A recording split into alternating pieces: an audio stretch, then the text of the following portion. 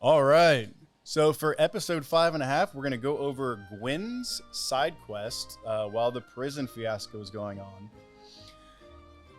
Light glinted off Gwen's toothy smile as he slunk to the back of the custodial closet.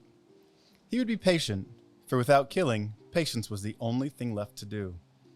Keys jangled, doors opened and closed, bookshelves were uprighted and messes cleaned.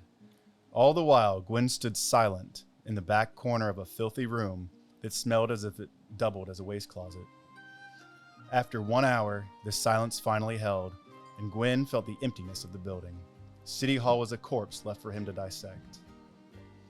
After opening the unlocked door to shed light into the room, Gwen briefly searched where the orcs Lub and Snod had been, but was unable to find the key ring that the orc previously had on his waist. Perturbed, Gwen studied the room that his new companions and he were recently in. After a cursory search through the employee desks, Gwen went to the locked door in the back of the records area. Using his lockpick, the door swung outwards on squeaky hinges. The room was a bit larger than expected, but appeared much the same as the record area he had already searched through. Gwen looked for only two things: debt records and any information on the mayor. One of the bookshelves looked older than the rest and turned out to be where all of the founding documentation for the city were, as well as all the documentation for the political and religious leaders throughout the city's history. However, the records seemed to either have stopped being recorded or removed sometime just after the current mayor's election 5 years before. The record of debt owed was much easier to find.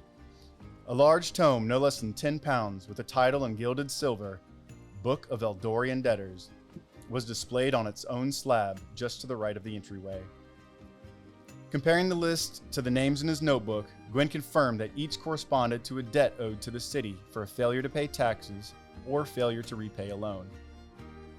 After writing down a few lines, Gwen had a realization, put his pen and journal away, and stuffed the whole book into his bag, left the room, and closed the door behind himself, leaving it unlocked. Not wanting to miss any fun at the prison, Gwen passed by the offices on the first floor and went straight to the mayor's office, stopping at the slightest noise to listen to any motivated employees that may be working late. But the building was as empty as he expected it to be. Both the vice mayor and mayor's doors were locked. Gwen attempted to pick the mayor's first. The lock was a higher quality than that on the locked records room, and Gwen was unable to get the pins to drop in the tumblers. Upon giving up and removing his lockpick so he could try the vice mayor's door, Gwen heard and felt a stick as a barb pierced the index finger of his left hand. Immediately, the drow knew he had been poisoned. Not only that, since the trap had been sprung, he may as well hung up a sign that said, "Somebody tried to break in." Beginning to fall to the ground, surrounded by spinning bookshelves, Gwen cast Cure Wounds on himself and felt the poison leave his body. Checking the lock again, Gwen couldn't tell if there was additional traps set or if this was the only one. What he did know was that he had almost died just now, and while that prospect was very intriguing, Gwen had no desire to die in a bureaucrat's hallway.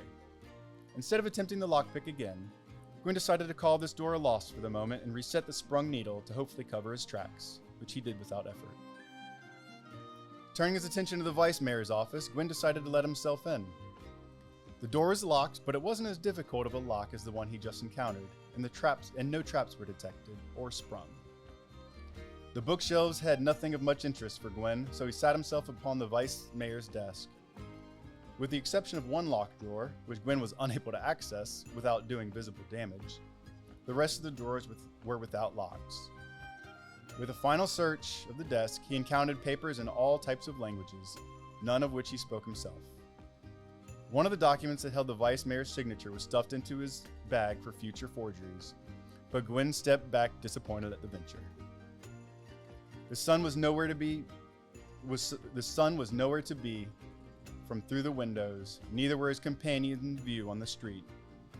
Of course, he hadn't expected them to come back and wait for him. He'd have to meet them somewhere else, likely the dwarves' house outside the forest. Sulking, Gwen went to leave the vice mayor's office before deciding to take one more look around. Not where the vice mayor sat, but behind where he sat. In Gwen's experience, people tended to hide their valuables very close, but not immediately obvious.